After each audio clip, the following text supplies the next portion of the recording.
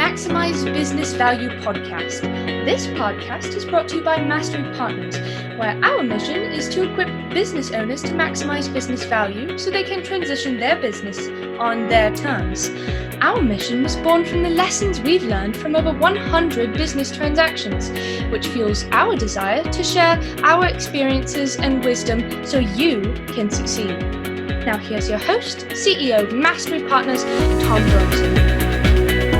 Hi, this is Tom Bronson, and welcome to Maximize Business Value, a podcast for business owners who are passionate about building long-term sustainable value in their businesses.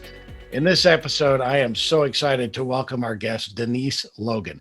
Denise knows that to business owners, selling a business is more than a transaction. To them, it's an emotionally fraught period of transition, filled with unexpected highs and lows, with no clear vision of what waits at the end for them and their family. Her passion for this work is colored by her own experience of being an unprepared business owner who made an abrupt and choppy exit from her company after ignoring the signs that it was time for several years. I bet we'll hear more about that in a moment. She's the author of The Seller's Journey, a business fable about navigating the emotional obstacles to selling your business, and has addressed more than 500 audiences on 3 continents about the psychology of business owners and how to make it easier when the time comes to let go and successfully transition their business to new owners without regret. So welcome to Maximize Business Value, Denise. Oh, I'm so delighted that you invited me, Tom. I am excited to have you here for lots of reasons, lots of great content today. So how did you find yourself working in the industry of business, buying, and selling?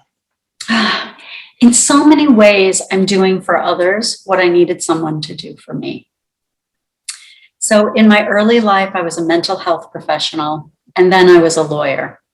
And I always say, oh, for heaven's sake, why didn't I use that good work as a mental health professional to keep myself from becoming a lawyer? So, I built a firm in Washington, D.C., and we reached a point, the firm was quite large, serving a very specialty niche. And I realized I hate my life. I would rather have put a stick in my eye than gone to work one more day. And I did a super ugly, choppy exit. I merged my firm with another firm, got rid of my house and bought a motorhome, and I ran away. That is a whole other conversation that we will enjoy, I'm sure. And if some of that comes in, your listeners will like it too. Exactly. So I thought it would be 6 months to clear my head, and it turned into several years, where I traveled all over North and Central America in my RV with my 2 little dogs and a car I towed behind. And I came off the road and reconnected with a longtime friend of mine who had a business he was preparing for sale. And he said, why don't you help us? And if you don't like it, get in your house on wheels and drive away. And for 10 years I was there. We took that business to the market 3 times over 10 years, and he could not let go. And I thought, you could be, what's happening here for owners? You could be me and wait too long and be ready to just give it away. Or you could be him and go too early and not be able to let go. So I left and did a research study to try to figure out what happens for business owners that has them stuck. And then I worked one-on-one with owners and their advisors to help them start navigating that emotional obstacle that has them stuck. Then I wrote a book, and the last several years I've been out on the speaker circuit talking about the psychology of business owners and how to make it easier for them to let go. So I wish there had been a me when I was at that point in my life. That is an amazing story. From mental health professional to attorney. Can you get any further away on the spectrum, right? Although some attorneys that I know are almost mental health professionals as well. And some are on the spectrum. That is an interesting turn of events that got you there. So you said that you had a choppy exit. Can you tell us about the exact moment that you realized that you needed out of the business? So I knew I needed out for a while, and it was hard for me to give myself permission to exit.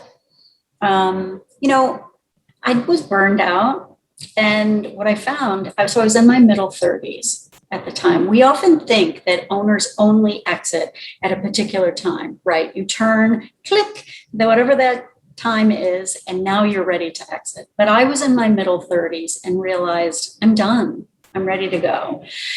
As I talked with people about it, most people were like, you're just burned out. Go on vacation, like get a boat, do something. And so all of the commercially acceptable answers, but no one was actually dealing with what was going on underneath. And as a result, and I often say, owners will tell us what they're struggling with. And if we don't have ears to hear, they feel ashamed and it goes underground. And instead, we act it out. So that's what was happening for me. And there was a moment I'd been part of a board of directors for a trade organization for several years. And they brought in a facilitator one night, to help us team build. I'm going to put that in air quotes because anyone who's been invited to a team building exercise is like, oh, yippee, Tuesday night in a Holiday Inn ballroom. Woohoo. So the facilitator had us stand in a circle. And each of us so she said, I want you to introduce yourself to each other, not using any traditional moniker. So I couldn't say, I'm Denise, I'm a wife, I'm a mother, I'm a lawyer. I had to say something that was other than those traditional roles. What was I doing with my life? And I thought, well, nothing. All I'm doing is running my business. What are you talking about? So as the conversation is moving around the circle, and I hear someone say, I play harp at the bedside of hospice patients. I was like, well, that's something. And then I hear another guy say, I'm restoring an antique car in a storage facility as a surprise 16th birthday gift for my son. I'm like, well, that's something. And as it was moving around the circle, I started to get more panicky. I was like, oh my gosh, I have nothing. I'm about to get outed in front of my peers for having no life other than my business. So it was creeping around the circle close to me, and I realized I need to use the ladies' room. And so I took my purse and I went out of the ballroom, and to the right was the ladies' room, and to the left was the door to the parking lot. And I bailed.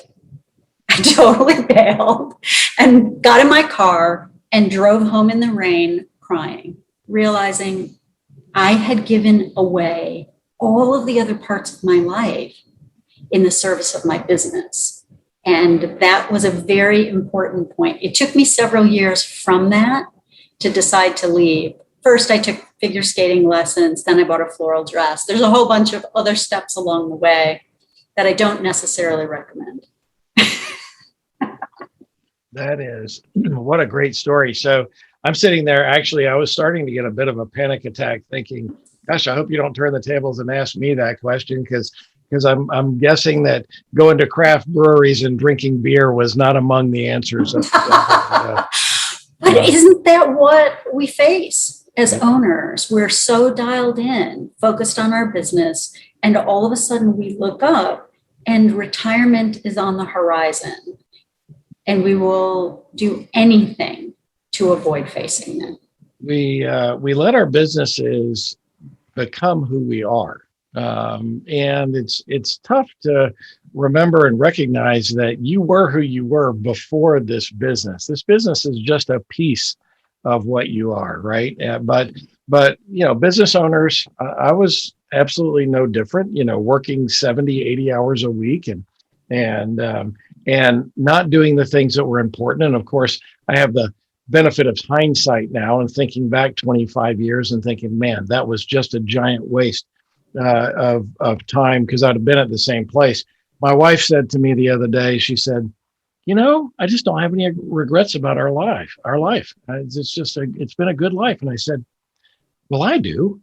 And she said, what do you mean? And I said, Be careful with that answer. I said, you want me to start ticking them off? I mean, and I said, I made so many mistakes when I was so dedicated to my business that to the neglect of our children. I didn't even know who our children were until they were, in elementary school when I left a business.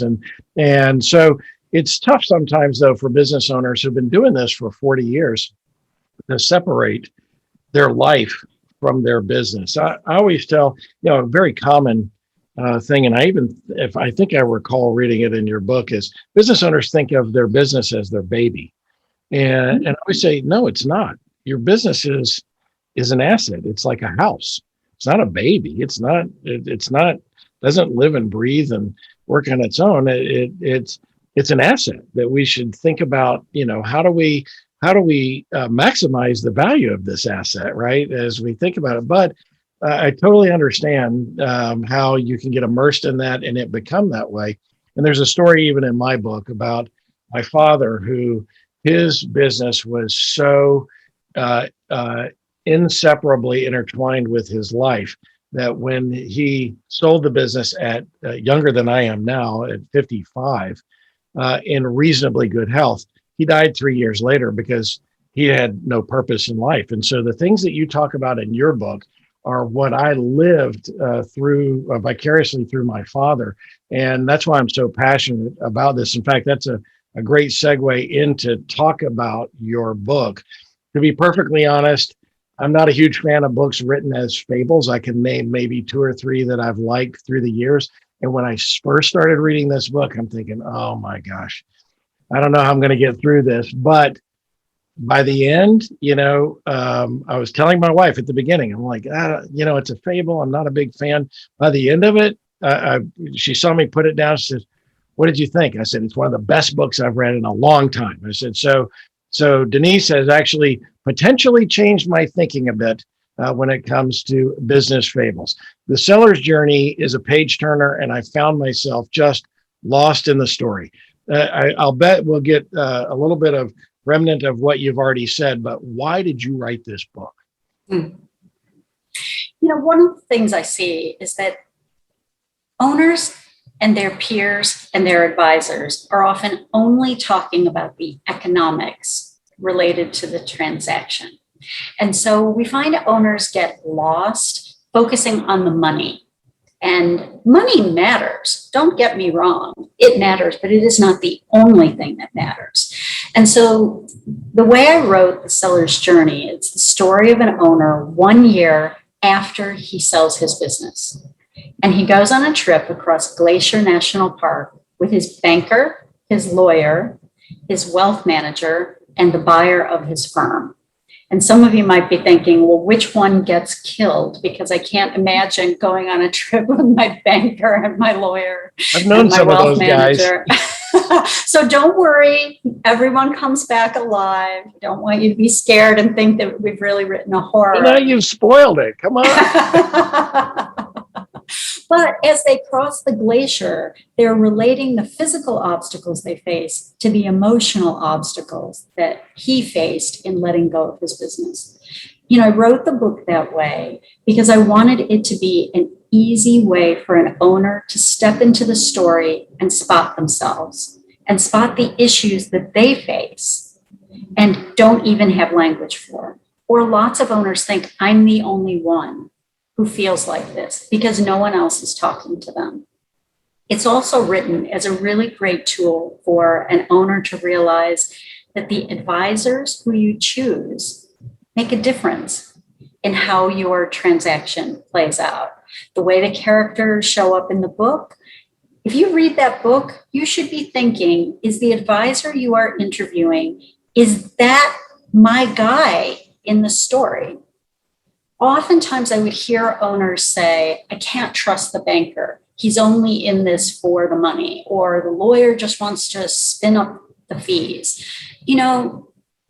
Those tales have come because of, I call them the ne'er-do-wells in the industry, who forget that our clients are struggling through the biggest personal transition of their adult life.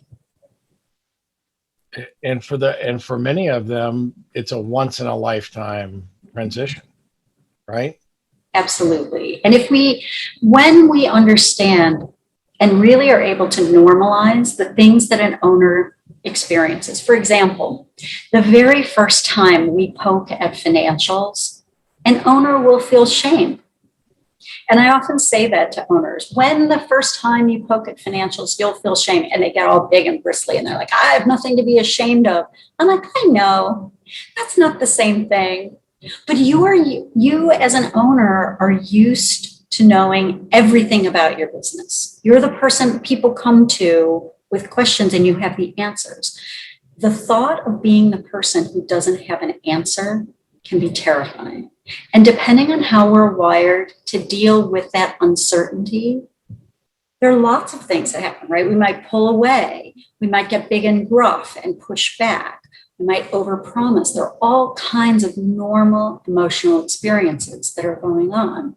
So, the advisors who we choose and their ability to understand what an owner is experiencing makes all the difference in whether or not the deal will close.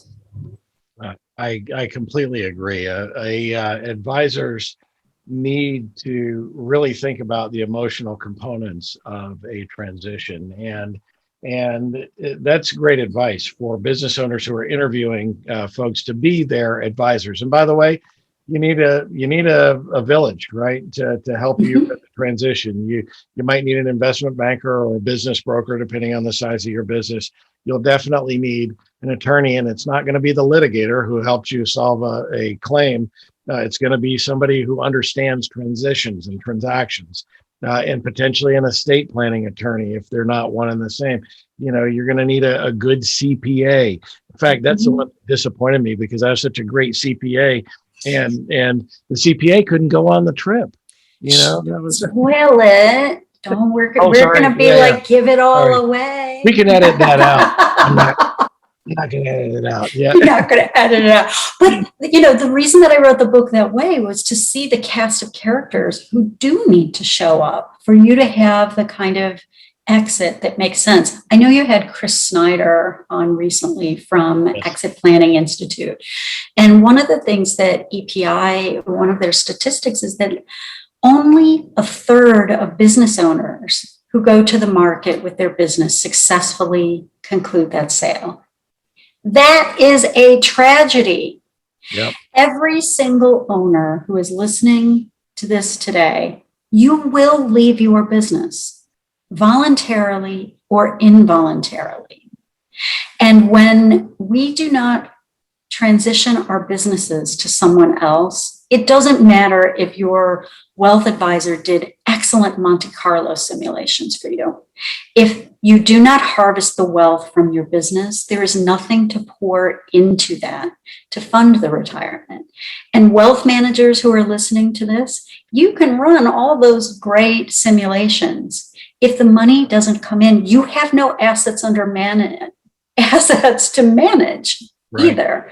There is a lot of reason why all of the advisors working well together make a difference. I couldn't agree with you more completely on that. The stat that Chris quotes, and actually I wrote about in my book as well. We did a little bit deeper dive because, frankly, if for businesses over 100 million in revenue, kind of that middle market business, 100 million to $1 billion. Those guys have a much higher success rate in transitioning their business because they're going to find a buyer for a business that big. Not always, but most of the time.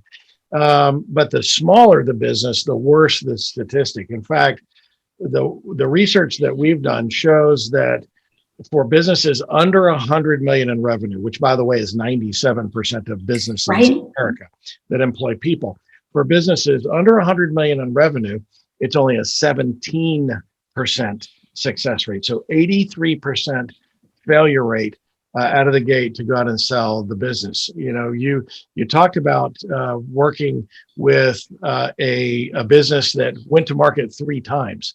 Well, they would have been part of that stat of the failures in the first 2 times. And the third time, there would have been a success rate. So just because it fails Doesn't mean it's over. It just means that it's going to take a lot longer than you thought. And so, but the smaller you are, the worse the statistics go. For businesses under 10 million in revenue, there's only a 5% success rate. This is so outrageous. And one of the things that I look at, Tom, that I just think is so important is whether we're talking about a $500 million business or a $50,000 hair salon, the emotional arc that an owner goes through is the same. And so, can I tell a story? Will that help to put it in context? Absolutely, yes.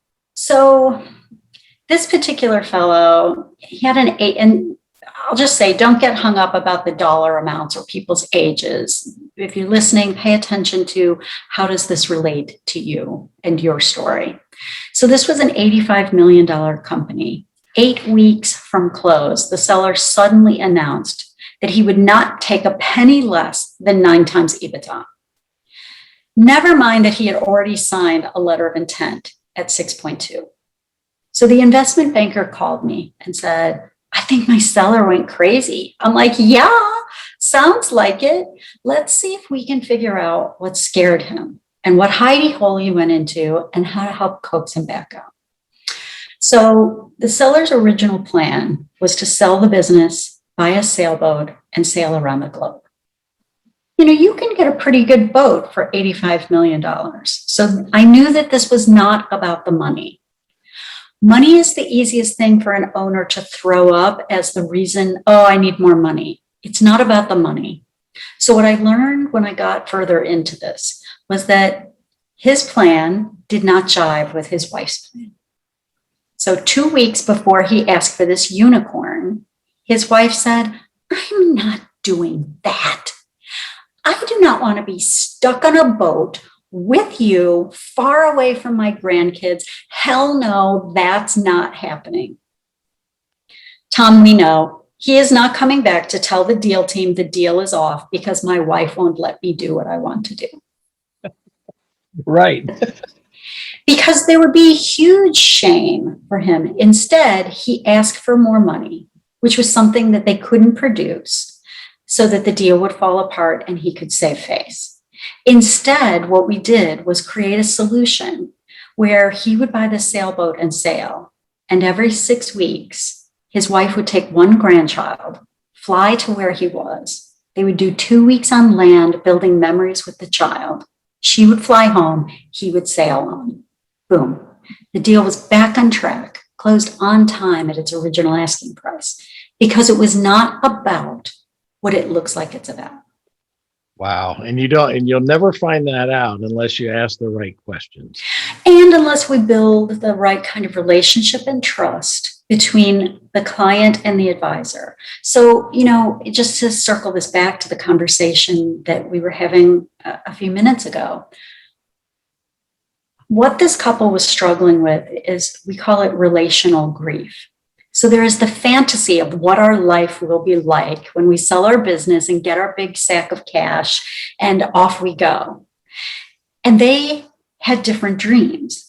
People often say to me when I tell that story, they're like, well, why didn't she speak up earlier? I'm like, oh, Lord, are you not married to someone? Do you speak up every time your spouse comes up with kind of a jacked up idea? You're like, I'm going to wait and see if that actually comes to pass. Yeah. That's how you get divorced early, by resisting everything. But this couple was experiencing what we know of as empty nest syndrome, right? We see it happen. We don't wait until our children turn 18 to ask them what they're going to do with their life. We are preparing them along the way to launch. But as business owners, somehow this myth has come to pass as if we will know the very right time. And when it comes, we will be perfectly prepared and we will know what to do with ourselves afterwards. And that's a lie. And so when it comes toward us, if we haven't had anyone else helping to guide us through this, we think we're alone. We think we're a dope. Why don't I know what I'm going to do with myself? Why am I so scared? Why is my spouse so resistant? Oh, no. Yeah. So it's normal. Yeah. It really is. I when we talk with our clients early on in the process, we ask them what comes next. We call it the third act. What comes next in Act Three for you? And I always throw this in before they do, and don't say golf and travel. Right. Right. Because what's going to bring meaning to your life? If it is, no, it really is travel. Okay, great. Where are you going? What are you going to do? Right. And it starts them the dialogue of thinking about, gosh, what is this going to be like when I don't have to get out of bed at 6 o'clock every morning and rush into the office and put out fires? What is life going to be like? Can I tell you the question that I ask owners around that? And please take it. I'm going to borrow it. So yes, please use clients, you'll know that this came from Denise. So the question is, what does work provide you other than money and financial security? Mm-hmm. And you should be able to get 10 to 12 distinct answers to that question, not just one. The answers that come later are the ones that are more likely to hang you up. So let's, we could just brainstorm a little bit to give listeners an idea, right? What does work provide for you, Tom, other than money? Well, other than money, in my case, because I own the business, it provides me with freedom to go do the things I want to do. It provides me with opportunity to go out and serve others. I'm passionate about doing that. It provides me with the opportunity to play golf with my wife twice a week because we like to do that together. Let's see. Can I offer some suggestions? Please. Right? Structure. There is structure to our day when we work. It's a place to go to get away from our spouse and children. It is, for many of our business owners, work is where their friends are. Their employees or customers or vendors are their friends. It's power, right? At work, you say you want something done. It generally gets done. At home, well, maybe not so much. It is our standing in the community. It is all of these things. And we could go on and list all of the many things. I did this with someone recently, and they said, it's the thrill of the hunt. Oh, yeah. Right? It is hunting. So my question is, right, you make your list, 10, 12, if you're really superstar, go to 15. Now, where will you get those needs met outside of work? Because getting a big old sack of cash does not make these needs go away.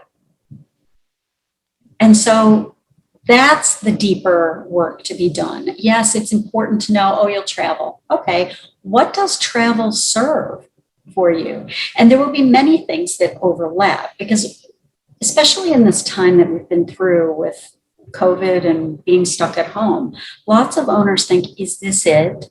Is this what it's going to be like when I leave my business? We're just stuck at home and can't go anywhere. Notice what comes up.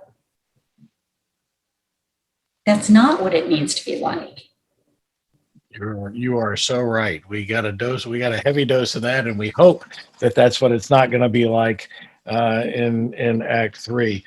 We're coming up against a break here, but a question before we go. You're known as the seller whisperer. I love that, right? Yeah.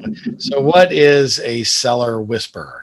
Oh, it's so funny. I coined that phrase because it's so easy for people to think the seller is the person who's the problem in the transaction. The truth is that it takes whispering to all of the people in the transaction, because when the seller gets scared, so does the banker. When the lawyer starts shoving, someone else's emotion gets caught up. And so the whispering is simply about listening deeper inside to what's really going on. I think, and maybe when we come back from the break, I might talk about the difference between content and context and how to keep things moving when all of a sudden you feel stuck. Awesome. We will get right on that right after the break. We're talking with Denise Logan. Let's take a quick break. We'll be back in 30 seconds. Every business will eventually transition, some internally to employees and managers, and some externally to third-party buyers. Mastery Partners equips business owners to maximize business value so they can transition their businesses on their terms using our 4-step process. We start with a snapshot of where your business is today. Then we help you understand where you want to be and design a custom strategy to get you there. Next, we help you execute that strategy with the assistance of our amazing resource network. And ultimately, you'll be able to transition your business on your terms. What are you waiting for? More time? More revenue? If you want to maximize your business value, it takes time. Now is that time. Get started today by checking us out at www.masterypartners.com or email us at info@masterypartners.com to learn more. We're back with Denise Logan, the seller whisperer. You just learned what that's all about. And we're talking about business transitions. So before the break, Denise, you promised to talk about content versus context. I think that was how you put it. Tell us more about that. So I'm going to give can I give a little brain science? Of course. To go with this? So when we're selling a business, we're really going through any kind of transition. There's a huge amount of uncertainty that goes on for us. And uncertainty creates fear. And fear shows up for us a couple of different ways in our bodies and in our behavior. So Tom, we've done this before, but it's useful to remember. So I'm going to use my hand as a visual representation of your brain. Perfect. So the thumb is like the amygdala. And the amygdala is a super helpful part of our brain. It's designed to keep us safe. It's always looking for danger, scanning the environment. They call it the lizard brain because it's the oldest part of our brain. So imagine that, like the lizard is always watching. What is that? What is that? So when we're in a time of high uncertainty, the amygdala is activated.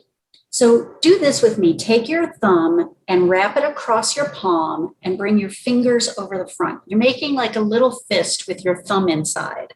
One of my clients says that's a girly fist because men do not ever put their thumb inside their fist. But I didn't know that. Okay, but put it inside for this. Don't punch because anyone. if you slug somebody, you'll break your thumb. But for this, we're creating our brain. So your amygdala, the thumb, is tucked safely in. The fingers, the part that's over the front, is the prefrontal cortex. It's the thinking part of our brain. So do this, move your thumb around inside this little fist. What do you notice, Tom?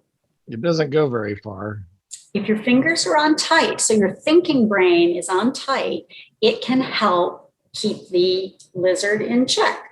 Now move that thumb around a little more aggressively. Fingers not so tight. Right. If your amygdala senses enough fear, you will flip your lid. You will literally, your thinking brain goes offline. You've all seen this because you're having a conversation with someone, it turns into a little bit of an argument, and all of a sudden you're like, what just happened? Why are we shouting because I put the mustard back on the wrong shelf in the refrigerator? Were you listening to that conversation? It is not about the mustard, but this same thing goes on in our deals. So something happens. Our friend, the amygdala, remember, it's helpful. It just can't tell the difference between what it's spotting and actual danger. So you're in a deal and someone in the room makes a face that is like the face your dad made before all hell broke loose when you were a kid. The amygdala spots it and boom, you have flipped your lid and you don't even know what has happened. So I'm going to give you one more piece while we've got our hand available. So fear shows up one of 5 ways: fight, flight, freeze, fawn, FAWN, and submit. So fight, flight, freeze, fawn, and submit. You probably know some of these. Fight, we know.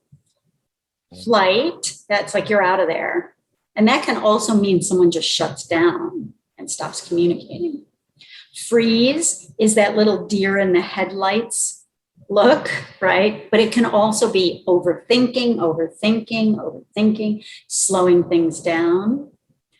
Fawn, in a professional setting, fawn is like people pleasing. Yep, I'll totally get you those documents. Yep, I will. Our brain is basically saying, I'm scared. I'll say whatever I have to say to get out of here. And submit, if you have a teenager in your house, submit. Fine, whatever. Fine. I knew that was coming. These are helpful ways. And we will use all 5 of these at different times. But we're typically wired to use 2 or 3 of these as our go-to approach. So for me, I will use freeze, fawn, flight. The reason that's important to know, in that order, and there is usually an order that we use them. So I will eventually get to submit or fight if I can't get away.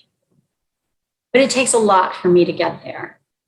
This is important to know about yourself. How am I wired? What is my pattern? So that I can watch for it for myself.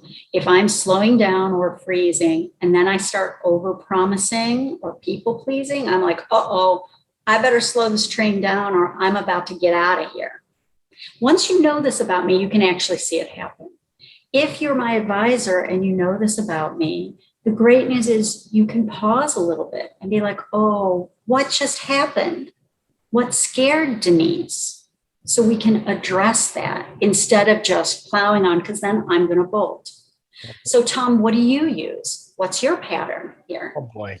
All right. So I'm going to guess that it's probably fight. Fight, freeze, then flight. I'm going to guess that. I wonder, that's what I was going to ask you. Is there a test that I can take online that tells me? Ask your spouse. Your spouse has seen this happen. No. We're not bringing her into this. Because she's going to say, bring her in. Your order is fight, fight, and fight. So. I often ask people, what does your spouse use? And they're like, fight harder, fight harder. But if we can remember that fight is actually a fear response. So when someone is fighting, instead of fighting back, can we be like, what just happened? Tom's like all aggressive and pissed off. What just happened there? Can we come back? So this is where we come back to the context instead of the content. The content is what we're talking about.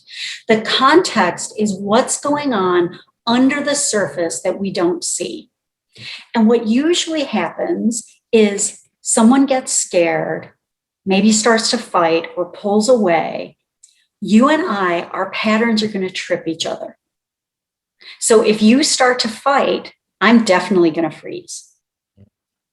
And if I start to overpromise and then I take it back later because I realize I shouldn't have done that, you're going to get mad.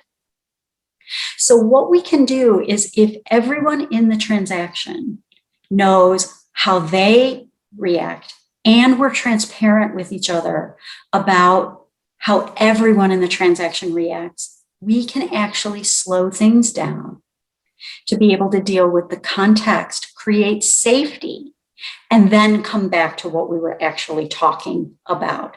If we ignore this important piece under there, then we make all kinds of trouble and crazy for ourselves. Wow.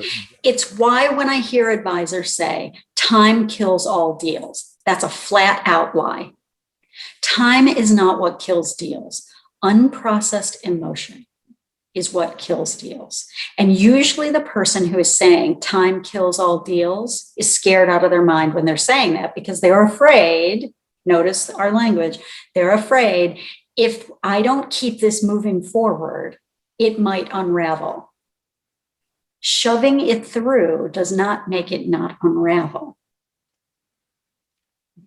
That is, I mean, gosh, we could end right there, but we're not gonna. But I mean, that is such brilliance, and you go into that in the book, and so Yeah. so I'm really glad. Like, a couple other quick questions here. Number one, in my experience, if you ask 100 business owners when they plan to transition their business, the answer is almost universally 3 to 5 years. But the problem is, they say that for 12 or 14 or 17 years before they actually take action on it. So you have a name for this. It's the oh my syndrome, or the one more year syndrome. How can you spot it, and how can you solve for it?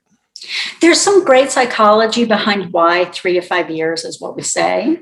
I can't Because wait to hear that, because it feels far enough away that I still have time to prepare, but close enough that I don't feel trapped. And so 3 to 5 years there's a reason why that's what we hear and why it keeps getting pushed out. What my funny little oh my syndrome, one more year, is when an owner says, I'm just going to pause and pick this up again in one more year. What I automatically know is this is something emotional. This is something they haven't yet been able to figure out, and no one is talking to them about it. So can we make safety for them to talk about what's really going on? I had a client who was very close to the end of his sale. He was in his middle 30s. So this happens for young owners, old owners. It's the same. He was very close to the end. And one day he realized, who am I going to hang out with? All my buddies have jobs. And so he was out shooting pool with his best friend. And he said that, to which his best friend said, boo-hoo, dude, I wish I had your sad little $16 million problem. It just went underground. He became ashamed and he realized, oh, I shouldn't tell anyone that. It didn't go away. So when I hear an owner say one more year, or they're pushing their 3 to 5 years, and it keeps moving, what I know is that there's something else under there to be addressed. It isn't about the deal. It isn't about what they're talking about. It's being able to pick up on those cues and listening for that. It's really all about listening, right? It's hearing what they're saying, but listening to what they're talking about. Boy, we could go on and on and on. Let me wrap up with a couple of questions here. With the same question we ask every guest. This podcast is all about maximizing business value. What's the one most important thing that you recommend business owners do to build long-term value in their business? Begin building relationships with your trusted advisors early. And I call them trusted advisors because they should be the ones who are asking you these kinds of difficult questions. And they're the ones who are courageous enough to step in and talk to you about the things that no one else is. If I were evaluating an advisor, the question I would ask the advisor is, what is your exit plan? How are you preparing to let go? Because an advisor who has done that work for themselves and is clear, not just about the money they'll get or that I'm going to work 10 more years, but an advisor who has done this deeper work to really get clear about what could hang up their own exit is going to be a super skillful guide for you. And that, in many ways, is the most important piece about whether or not you will successfully exit, because you will exit, but you want to exit in a way that doesn't cause regrets. Well, that's it. 100% of every business on the planet will eventually transition. And isn't it better to have a plan for that as opposed to it being thrust upon you, right? We don't always get to choose. I'll hear an owner sometimes say, if I sell my business or if I leave my business, I'm like, oh, that word is when. Yes. Not if, when. Yeah. So I always ask our bonus question too. That's great advice, but I ask our bonus question. There are people who listen to this podcast who are waiting just for the answer to this question. So here it is, Denise. What personality trait has gotten you into the most trouble through the years? It is, it's about being courageous So sometimes being courageous means that I want to dive into the depths of these kinds of things. I want to understand what's going on under the surface. For many people, that can feel really too deep. And so sometimes being courageous to ask those questions can sometimes be disruptive in relationships. Makes them a little uncomfortable, I bet, on occasion. Yeah, but again, if I come back to it, I think that is what makes a truly trusted advisor is someone who is willing to go to the places with you that others are not, and they don't shy away. So it does get me into trouble, and I kind of like it. I love that. I hear frequently from clients, boy, you ask a lot of questions. Yes, I do. Because these are questions that you probably haven't thought about. And so let's talk about these things. So how can our viewers and listeners get in touch with you? Oh, I would love that so much. So my website is deniselogan.com. You can reach out to me by email at denise@deniselogan.com. Super easy. I'm on LinkedIn. And if you're interested in the book, you can either purchase it at my website or you can get it on Amazon. There it's on both Kindle and audio. You need to get the copy of the book. It is a brilliantly done book and it's easy to read. It's a page turner. It's not dry and boring like my book. It's so thank you, Denise. You've been wonderful. And we're going to have you back again because I have so many more things that I want to talk about, but I know we're out of time. But thank you for being our guest today. It was so my pleasure. Thank you for having me, Tom. You can find Denise Logan at deniselogan.com, of course, or on LinkedIn. And as always, you can reach out to me and I will be happy to make a warm introduction.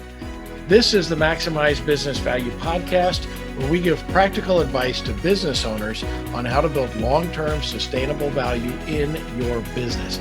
Be sure to tune in each week and follow us wherever you found this podcast.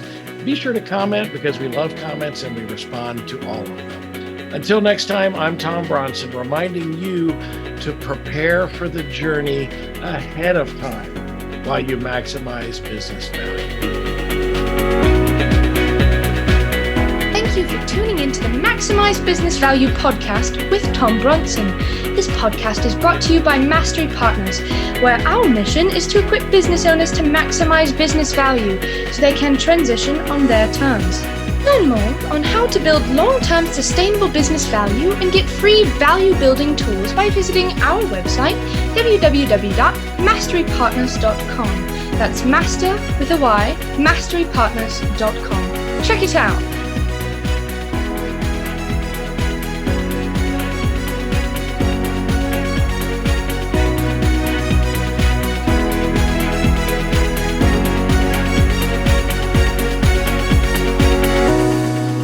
That was perfect. I wouldn't make any changes on that.